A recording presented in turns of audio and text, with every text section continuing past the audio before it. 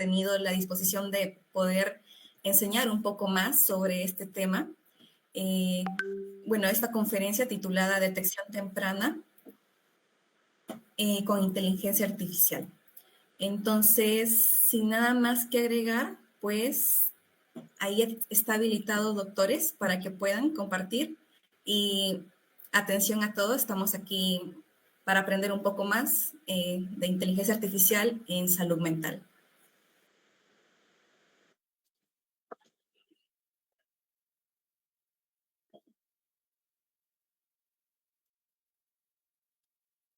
Ay, sí. Estoy compartiendo el audio. Buenas tardes, un agrado poder estar hoy día con ustedes, compartir una temática en la que venimos trabajando con Francisco hace un tiempo, ya que es principalmente el uso de la inteligencia artificial en salud mental, porque trabajamos además en un proyecto de investigación, que es el que tengo ahí a la vista. Es un CITET internacional acerca de computación afectiva y salud mental. Y está asociado a las nuevas tecnologías, inteligencia artificial principalmente, para el diagnóstico precoz, para el tratamiento y el seguimiento de la salud mental con una perspectiva iberoamericana. Trabajamos en total 9 países, ¿ya? Argentina, Costa Rica, España, Cuba, México, Colombia, Ecuador y Portugal. Somos 94 investigadores y 23 grupos de investigación.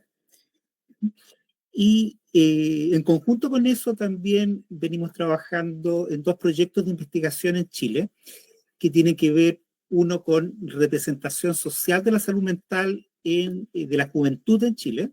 ¿Ya? La idea es buscar el análisis de sentimientos para caracterizar la población.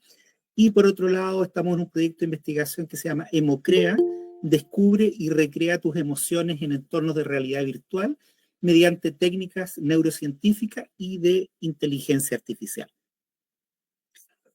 Esto está asociado además con el tema que le vamos a compartir hoy, que es justamente el tratar de utilizar estas técnicas de inteligencia artificial en el reconocimiento específicamente de la depresión en los seres humanos.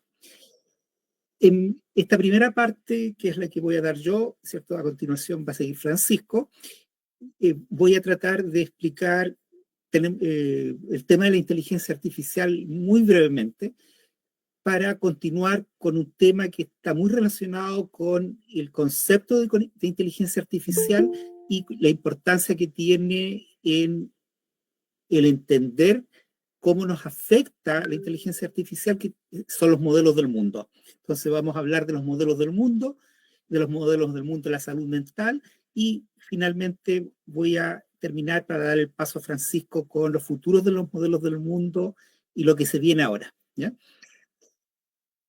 La definición de inteligencia artificial seguramente la hemos escuchado muchas veces, se refiere a la capacidad de comprender, aprender, razonar, resolver problemas y adaptarse a nuevas situaciones de manera eficaz. A mí me gusta esto de que la inteligencia artificial son aquellas técnicas que te permiten resolver problemas complejos que con otras técnicas no hemos podido resolver. Hay una definición que dice que hay 3 tipos de inteligencia artificial: la inteligencia artificial débil o reducida, que es la que estamos viviendo actualmente, ¿cierto? Todos estos chatbots, así como ChatGPT, Gemini, etcétera, tienen una inteligencia artificial débil porque se enfocan principalmente en resolver un solo problema, o resuelven el problema de reconocimiento facial, reconocimiento de emociones, de tu huella digital, el Waze, que determina cuál es la ruta, la mejor ruta al lugar donde tú quieres ir, pero resuelve ese problema solamente, ¿ya? En cambio, el segundo tipo de inteligencia artificial, la fuerte o general, es teórica todavía y se refiere a aquellas máquinas, aquellas técnicas que van a permitir resolver varios problemas al mismo tiempo, ¿ya? Es decir, una inteligencia artificial que, por ejemplo, va a estar en un automóvil autónomo y no solamente va a resolver el problema de la ruta, de ir moviendo el automóvil por la ciudad, sino además se va a dar cuenta de mis emociones, va a estar pendiente de mi agenda, de mi correo electrónico, de guardar ese correo electrónico donde corresponde, de responder. Es decir, es un sistema multiagentes. Justamente en el año 2025 estamos viviendo otra revolución más que está asociado con los agentes inteligentes y tiene mucho que ver con esto de la inteligencia artificial fuerte o general.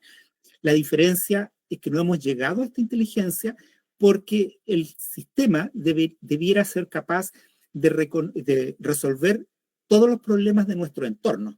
Si, por ejemplo, yo soy un profesor, todos los problemas que tiene un profesor, esta inteligencia artificial podría resolverla. Si estoy en mi hogar, todos los problemas de mi hogar podría resolverlo la inteligencia fuerte o general. Se estima, las empresas nos dicen que vamos a llegar muy rápido, en 5 años más ya vamos a tener este tipo de inteligencia.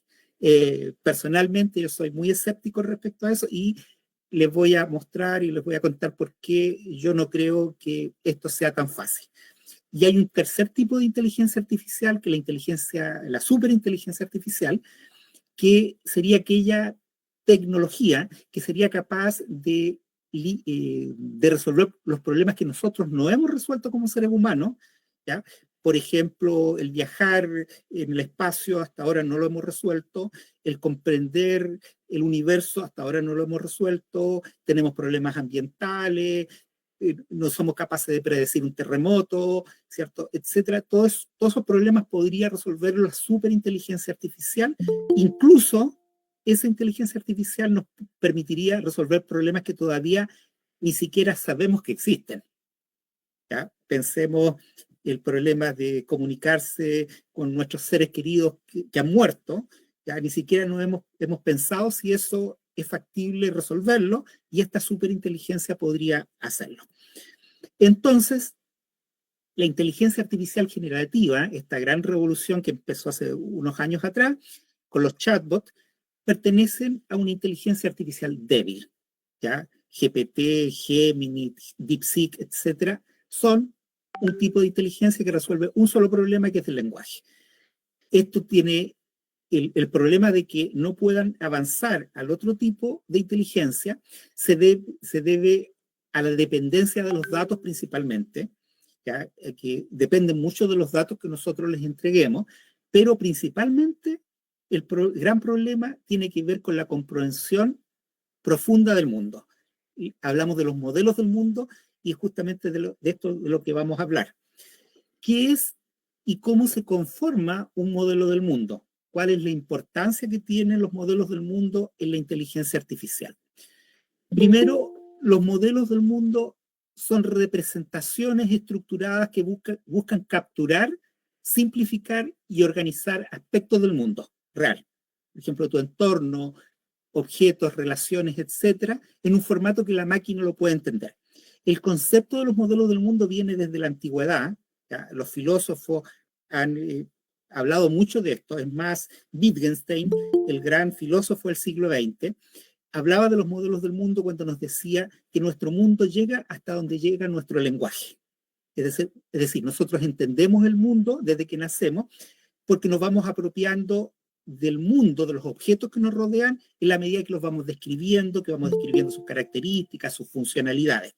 ¿Ya? Entonces, por ejemplo, yo veo una taza o el niño ve una taza y en poco tiempo es capaz de describir que la taza es blanca, se quiebra, tiene leche, agua, etc. Ese es el modelo que yo tengo de ese objeto. ¿Ya? Ese es el modelo del mundo que explicaron en un comienzo los filósofos, y en poco tiempo la inteligencia artificial empezó a apropiarse de los modelos del mundo con estos chatbots, con el Gemini, ChatGPT. En otras palabras, ChatGPT, Gemini, DeepSeek son capaces de entender nuestro mundo, ¿cierto? Comprenden el mundo porque fueron entrenados con lenguaje. Pero el problema está que estos modelos son muy restringidos debido a que nosotros entendemos el mundo de una forma mucho más completa. ¿Ya? En este caso, por ejemplo, estos robots que están caminando en una empresa, en este mismo robot que están en las bodegas de Amazon, cada uno de ellos tiene un modelo del mundo. El modelo del mundo de la sala donde se están moviendo, donde están los paquetes, ¿ya? Pero esos modelos están representados a través de un formalismo que es un lenguaje de programación, un lenguaje hablado. Pero, como yo les decía, es mucho más complejo esto de cómo los seres humanos modelamos el mundo. Ya, aquí hay un par de preguntas. ¿Es posible que en estos momentos se represente el mundo tal como es en los chatbots? Es decir, todo el conocimiento que tiene el observador, ¿es posible traspasarlo a un sistema computacional para que pueda resolver problemas como lo hace el ser humano? Y la verdad es que no. ¿Ya? Las limitaciones de estos modelos están asociados principalmente con un dominio limitado que tienen ellos de sensores. Voy a tomar nuevamente a Wittgenstein para recordar una frase en su segundo periodo, donde él decía que de lo que no se puede hablar es mejor callar. En otras palabras, el conocimiento humano no solo incluye hechos objetivos, sino también intuiciones, emociones, creencias, ¿cierto? Conocimiento tácito, en que nosotros no podemos expresarlos a través del lenguaje. A eso se refería Wittgenstein. Por ejemplo, cómo tú expresas lo que es la suavidad. Cuando este niño toma la taza, cuando está describiendo ese objeto taza, él no solamente siente la suavidad de la taza, siente también el calor del contenido que tiene la taza, ¿cierto? Cuando tú tomas la taza, la sientes caliente. Ahora, ¿puedes describir con lenguaje lo que es suave, lo que es caliente? ¿Puedes describir, definir lo que es la empatía, lo que es la tristeza? ¿Te fijas? Eso es a lo que se refiere Wittgenstein, ¿cierto? Que hay cierta parte del conocimiento que tenemos los seres humanos que lo callamos, que no podemos expresarlo a través del lenguaje.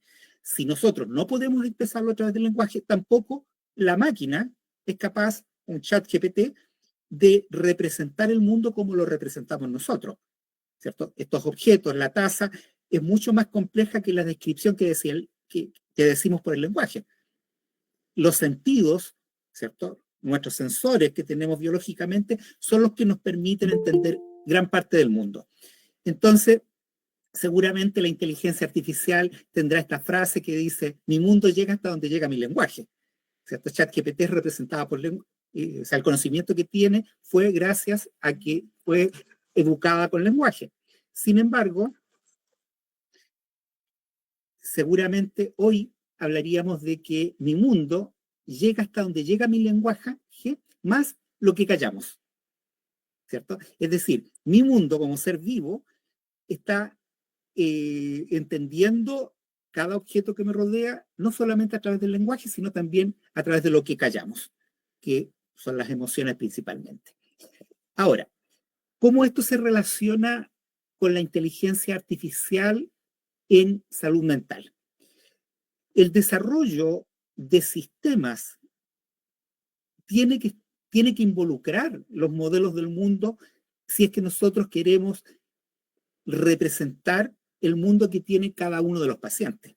No es tan fácil como que el paciente pueda describir a través del lenguaje lo que está sintiendo, lo que está viviendo, ¿cierto? A través de un análisis, sino también necesito ser capaz de representar el mundo que tiene al interior y que seguramente es parte del inconsciente. Y si es parte del inconsciente, es complejo el que pueda exteriorizarlo a través del lenguaje, y ahí entran técnicas, ¿cierto?, que los profesionales, psicólogos, psiquiatras, serán capaces de extraer, pero no son capaces de extraerlo en su totalidad. Entonces, cuando vamos a trabajar con este tipo de sistemas, por ejemplo, el sistema o la experiencia y el sistema que va a mostrar Francisco a continuación, necesitamos ser capaces de tomar la mayor cantidad de variables que podamos del entorno del paciente para poder representar el mundo, su inconsciente, en una máquina o en estas técnicas que estamos usando de inteligencia artificial, como por ejemplo para poder predecir la depresión. La depresión no va a bastar con lo que me diga el paciente, sino yo voy a necesitar utilizar la mayor cantidad de sensores que pueda, la mayor cantidad de variables que pueda para poder llegar a esta predicción, ¿ya? la pregunta de si podemos hacerlo actualmente es más válida de lo que era hace 3 o 4 años atrás. Hace 3 o 4 años atrás era casi imposible estar pensando en un análisis multivariado, ¿ya? En técnicas que me permitieran trabajar de forma multimodal con inteligencia artificial. En los últimos 2 años eso ha cambiado muchísimo, tenemos la capacidad técnica de hacerlo. La verdad es que la capacidad de máquinas es más compleja, pero estamos avanzando muy rápidamente y como se van a dar cuenta, lo que va a mostrar ahora Francisco, eso nos está permitiendo, ¿cierto? Sobre todo en el doctorado que está haciendo Francisco en inteligencia artificial, que esto sea posible pensarlo como algo viable en poco tiempo, ¿ya? Hasta aquí llega mi presentación y ahora le doy el paso entonces a Francisco. Dejo de compartir.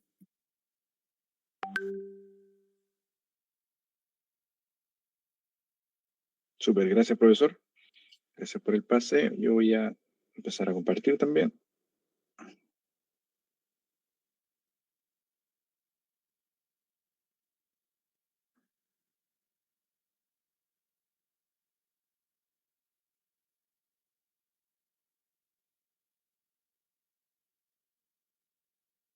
¿Se ve bien?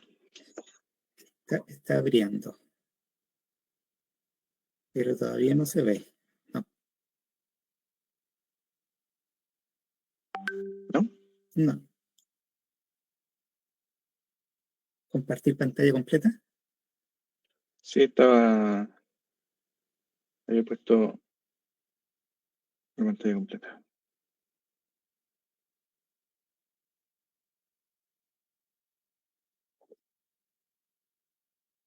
¿Ahora sí? No, tampoco. Yo al menos no lo veo. No. De nuevo. Voy a compartir la ventana completa. Tengo un segundo.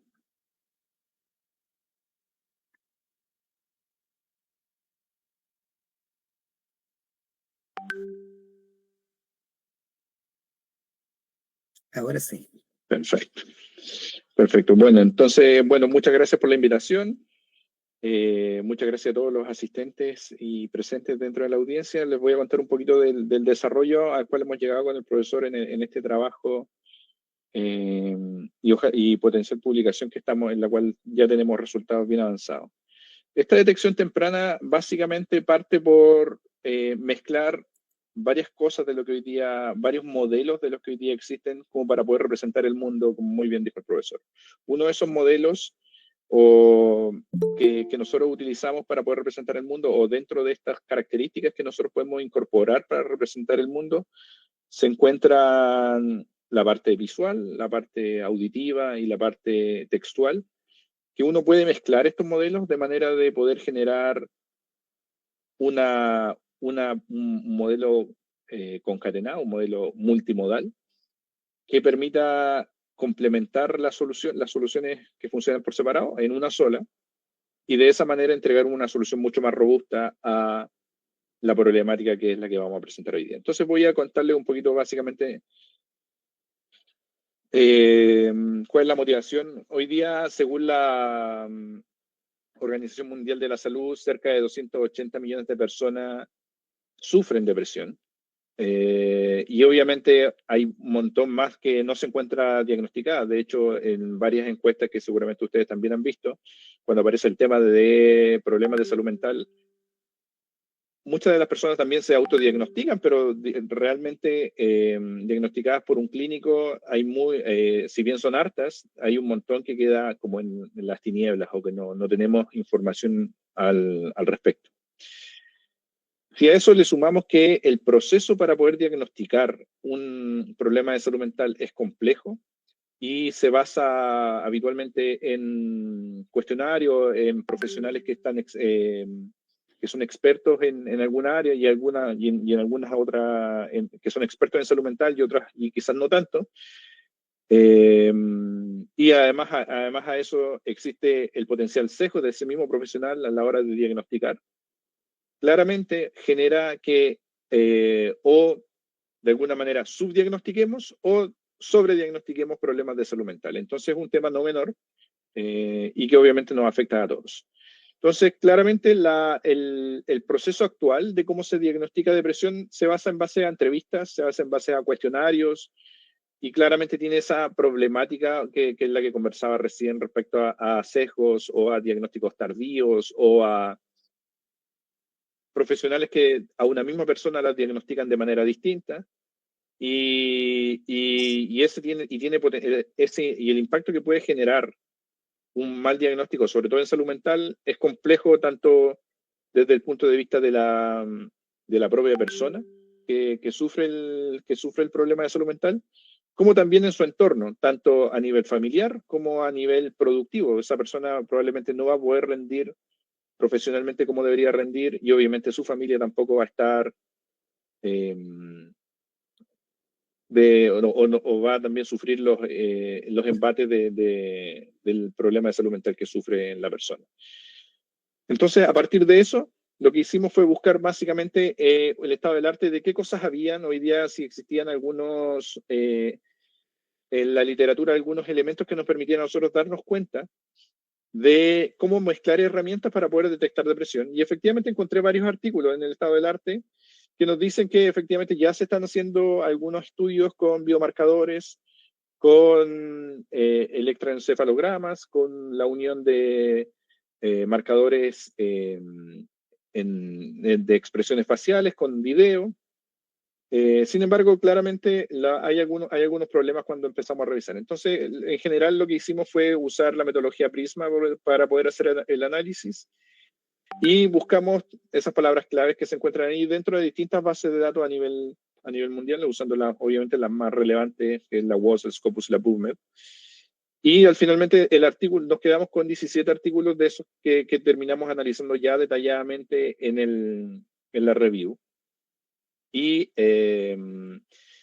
estos 17 artículos básicamente lo que mencionan, o estos hallazgos en general, mencionan que hay hartas, cuando hablamos de modalidades que se usan para detectar depresión, se está usando muchísimo el audio, se está usando muchísimo la captura de rasgos faciales y el texto de la entrevista en sí.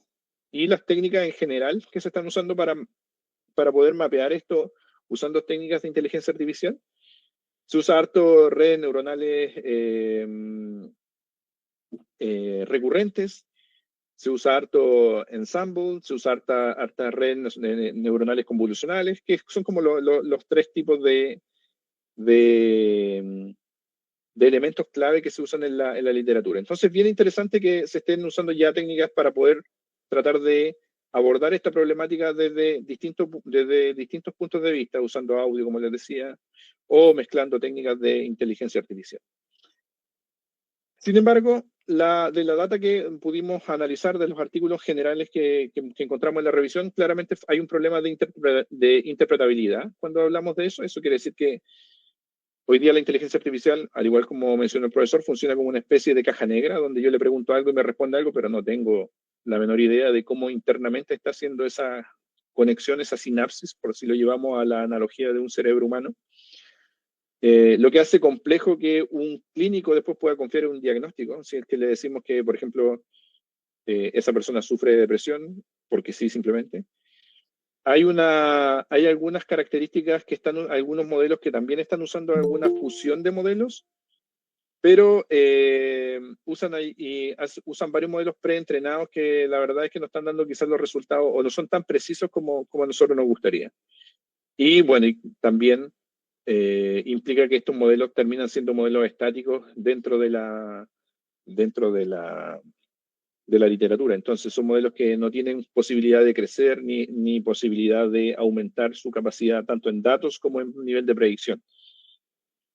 Entonces, a partir de eso, obviamente, nosotros proponemos una solución bien interesante, que lo que hace es lo siguiente.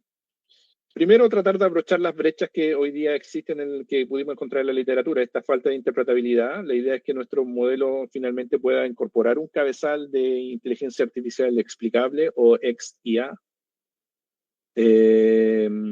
poder fusionar distintos modelos. La idea es que podamos nosotros generar un modelo que permita capturar las distintas modalidades poder generar un modelo que sea más dinámico y obviamente codificar de acuerdo a la data, de acuerdo a lo que nosotros estamos buscando, que es básicamente codificar tanto el audio como el video, como el texto de una entrevista potencialmente de una persona que tiene problemas de salud mental.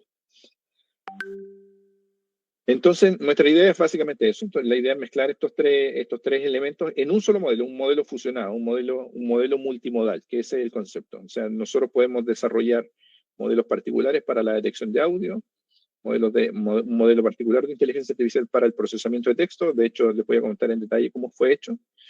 Y un modelo particular para el reconocimiento de imágenes y detección de expresiones faciales o microexpresiones faciales que uno habitualmente realiza cuando hace una entrevista y que un clínico se da cuenta de eso, que es parte también, en cierta parte de lo que callamos básicamente, que no podemos expresarlo en un texto, pero sí una máquina pues, probablemente puede capturar esa información y llevarla a un plano donde la podemos interpretar usando modelos de inteligencia artificial.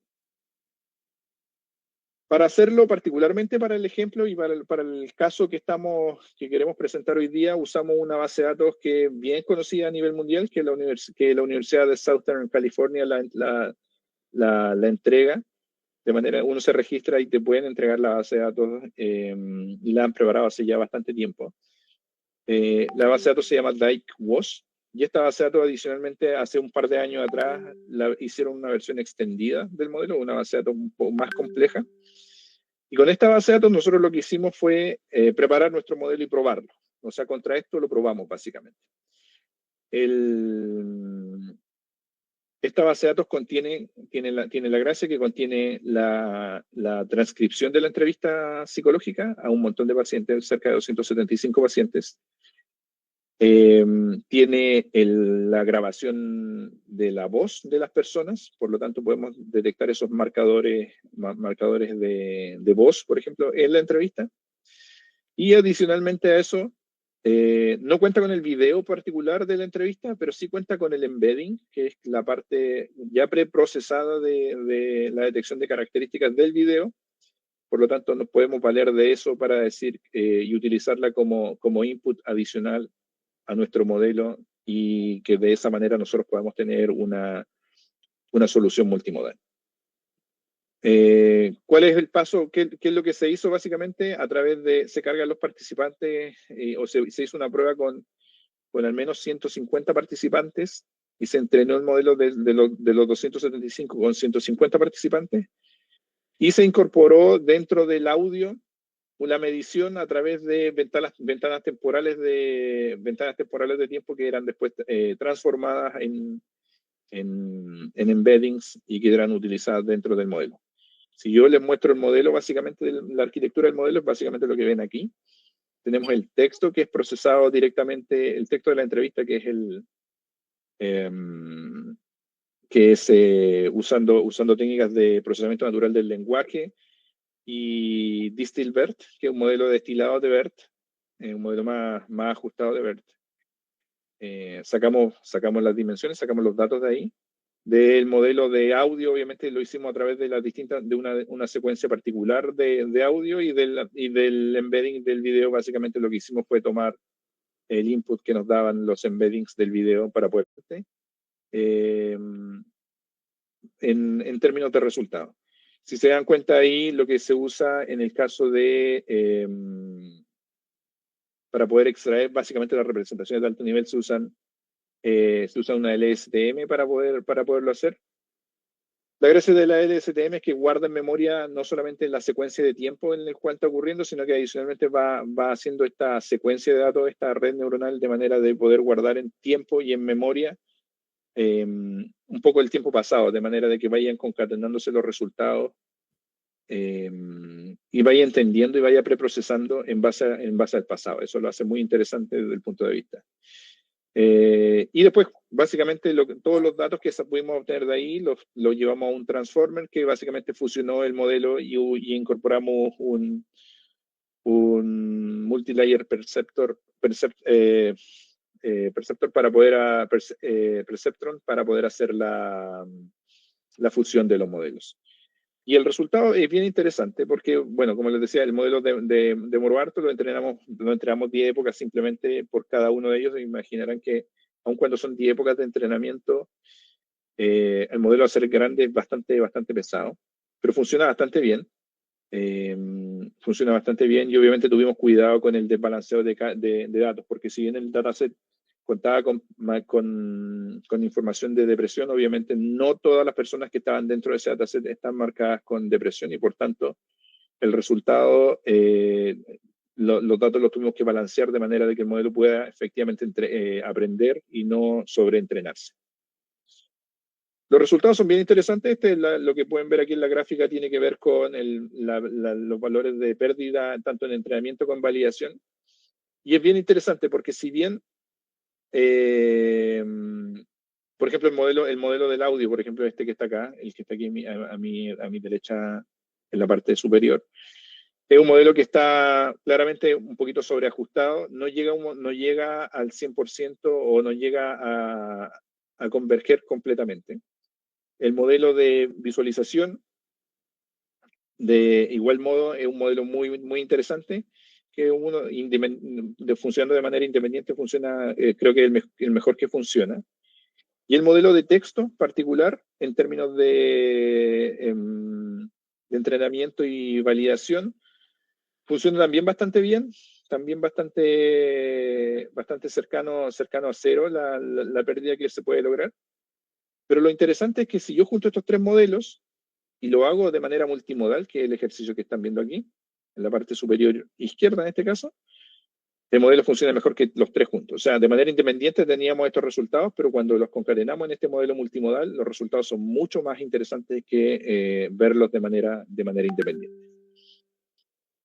Entonces, si yo veo los resultados, básicamente puedo darme cuenta que en el caso del modelo multimodal, la accuracy y la precision en este caso, algo que es muy interesante de ver, que es tanto la precisión y el recall o la sensibilidad, que es básicamente lo que le interesa al personal clínico.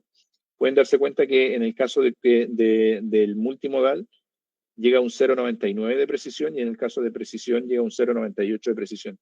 Sin embargo, cuando es texto, solamente texto, la precisión llega a un 0,76 y el recall claramente estábamos sobreajustando ahí, por eso nos da 1. Ese valor, si bien se ve muy bonito, claramente hay un problema ahí de sobreajuste potencialmente.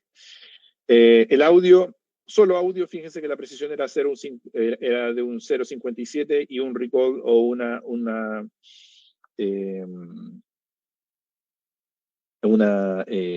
sensibilidad de un 0,86, bastante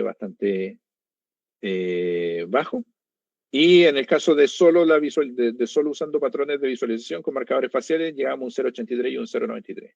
Claramente, hacerlo multimodal complementa los modelos y hace que el resultado sea mucho más valioso y mucho más interesante de interpretar, y obviamente aborda la problemática que habíamos conversado antes y que conversó el profesor Pedro con respecto a tratar de entender un poco cómo funciona el concepto de los modelos del mundo y cómo a través de la incorporación de distintos tipos de, por decirlo como sensores, puede llegar a tener un mejor resultado que si lo hacemos de manera individual.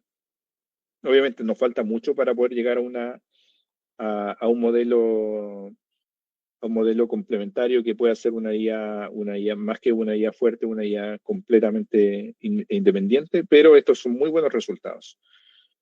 Para la discusión, claramente hay que revisar la alta precisión en los patrones de audio, que probablemente tengan un problema con los embeddings en ese resultado, pero claramente esto reduce los sesgos y permite básicamente mejorar el diagnóstico temprano de lo que es depresión.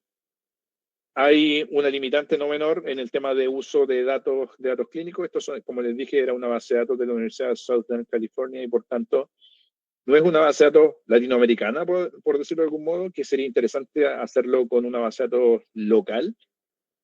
Claramente hay más módulos que nosotros podríamos integrar y podríamos, obviamente, para poder hacer un estudio como este, lo que requerimos sí o sí es el componente ético y por el cual una investigación como esta debería pasar. Para este caso, solamente al usar datos locales no es necesario, pero en el caso de hacerlo de manera real, con pacientes de verdad, o sea, en vez de tener esos datos ofuscados, que es la base de datos original que usamos, hacerlo con datos reales requerirá, obviamente, tener en cuenta tanto la privacidad como las consideraciones éticas al respecto.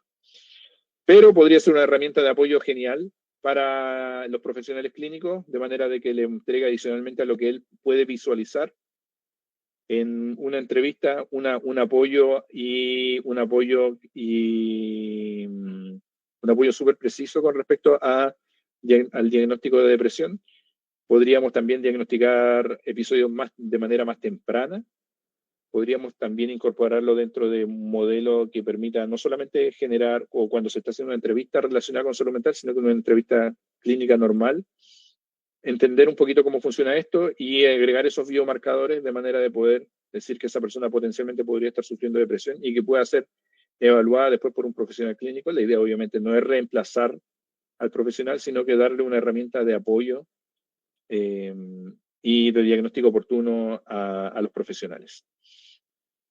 ¿Cuál es la aplicación? Básicamente esto se puede aplicar no solamente a depresión, lo podríamos aplicar tanto a la detección de ansiedad o trastorno bipolar.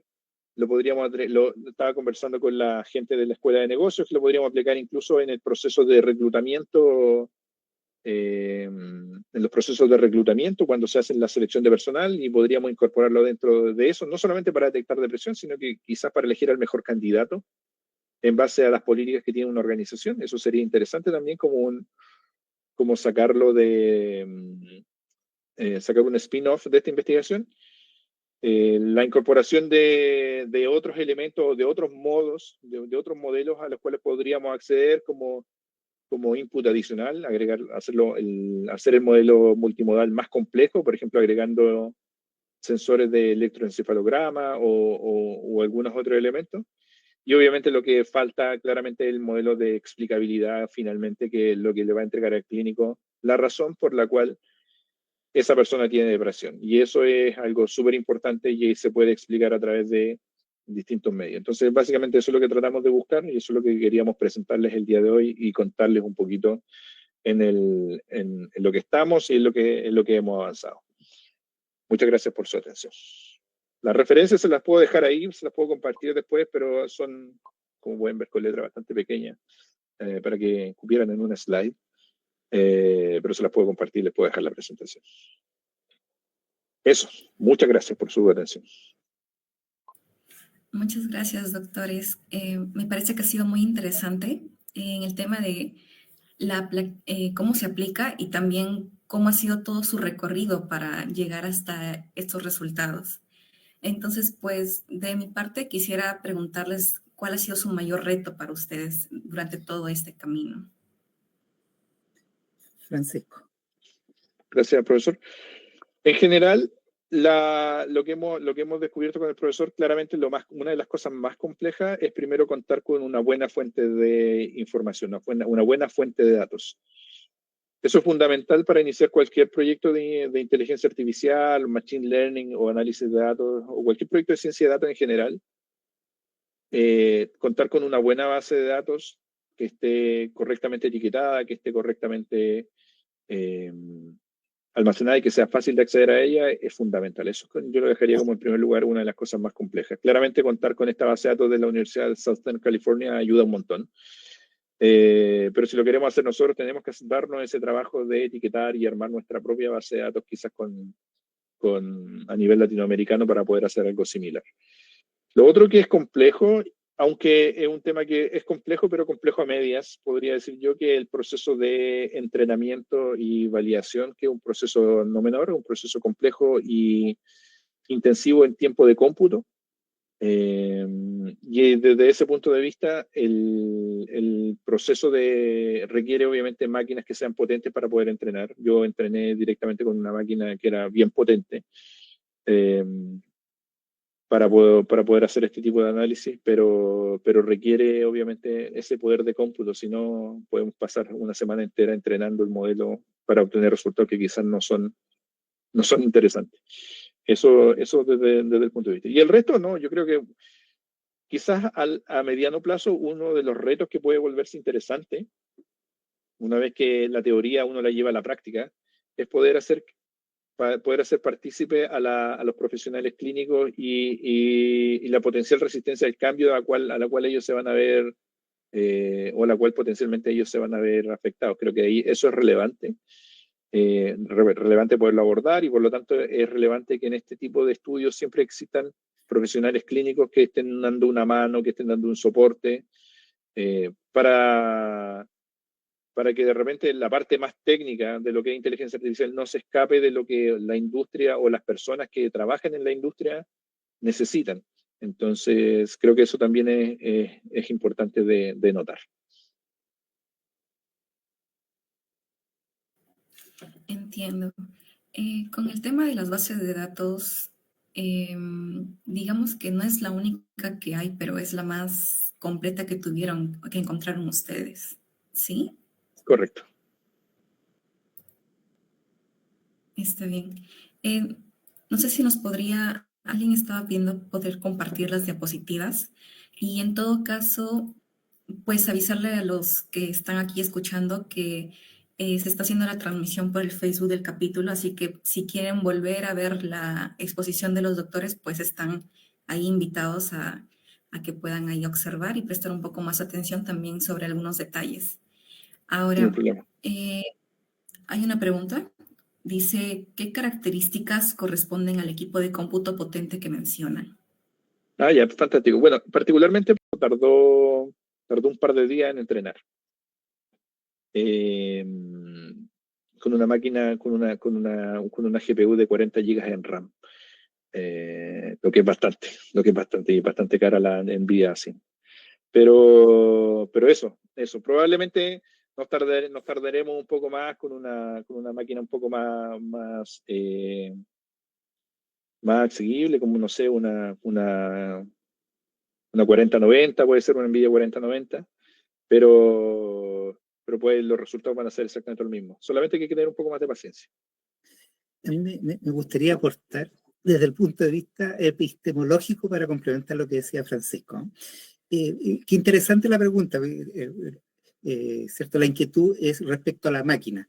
Y por otro lado, el modelo del mundo también al final es una máquina, está en una máquina que es un ser vivo.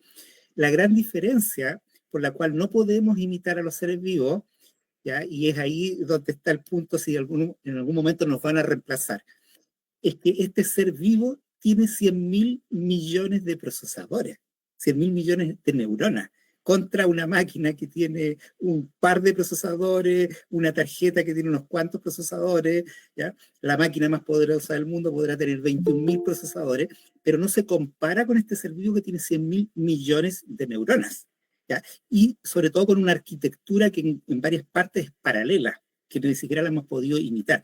Entonces, el que estemos tratando de imitar con estas técnicas un diagnóstico médico, ¿cierto? Para predecir si tiene depresión, en ningún caso va a reemplazar al médico. Eso es imposible, ¿cierto? El llegar a esta superinteligencia artificial, como les decía yo, en mi exposición, soy muy escéptico con respecto a eso. No creo que vayamos a poder llegar.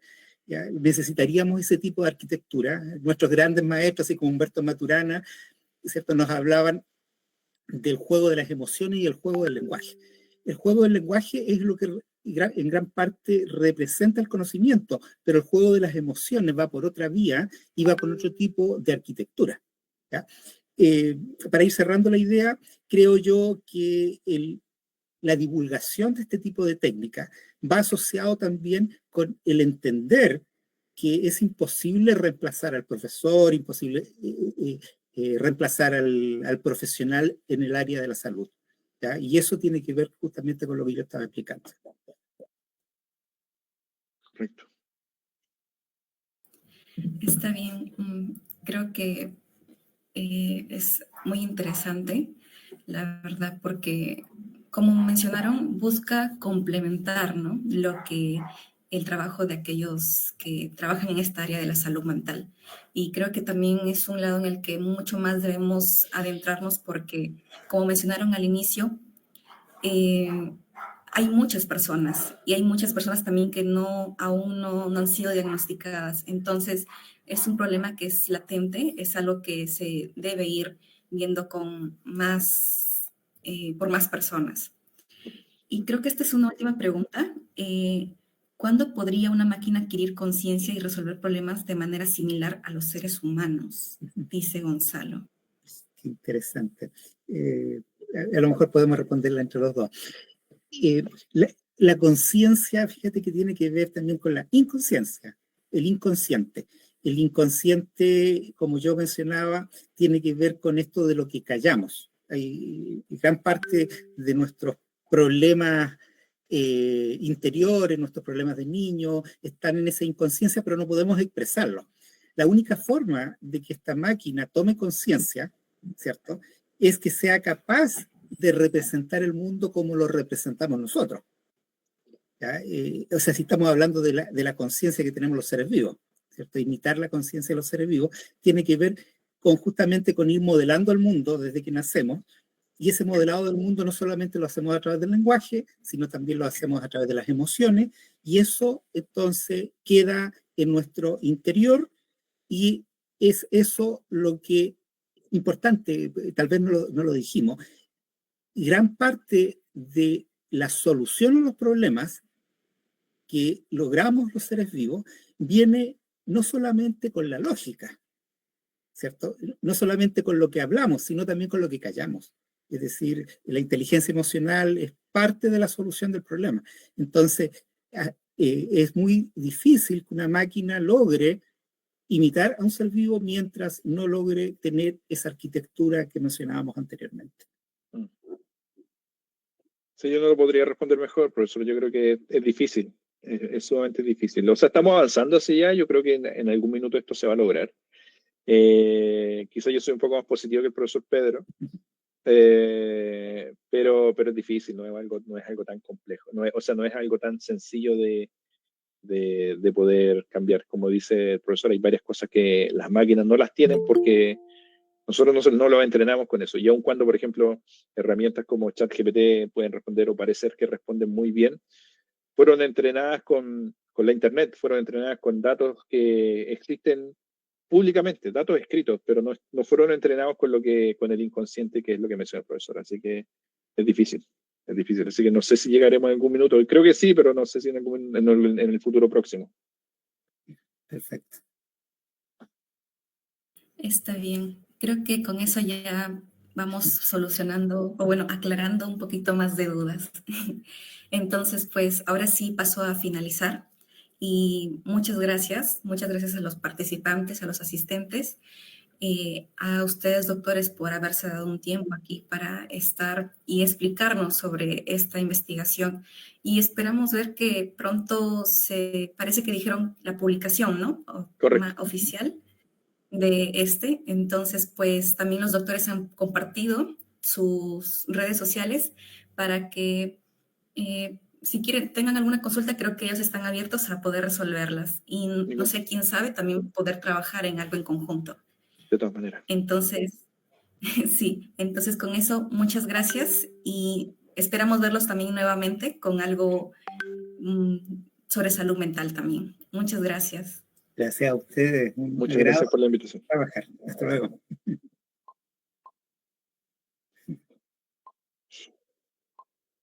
Nos vemos. Chao, chao. Sí, muchas gracias.